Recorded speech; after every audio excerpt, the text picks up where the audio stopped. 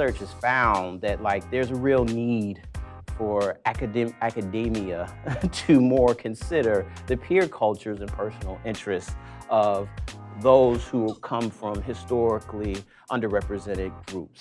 And so in order to create robust learning environments, not just for Black youth, not just for low-income youth, but for all youth that kind of give us this diversity that we scream about in these annual reports, we need to then also think about our pedagogical practices and our teaching philosophies and how they may match the diversity that sits in our classrooms.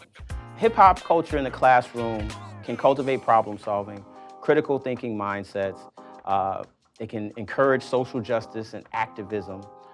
And it also can allow us to think about how we can contest dominant issues of race, racism, oppression, hegemony, sexism, intersectionality, all of these things that appear in the lived experience of those who are from historically underrepresented groups.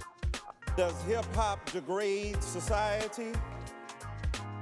People say that because, as my colleague said, it leads to crime. Do you know crime has declined dramatically in the last 20 years?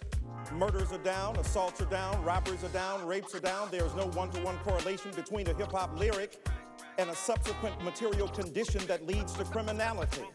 That's a mythology. Hip-hop is one of the things that I know for a fact brings cultures together, and it has done so for decades. And so we have to find out, how to meet our students where they're at. And I think the ethos of hip hop is how I choose to do that. And I think it's something that you all can also use.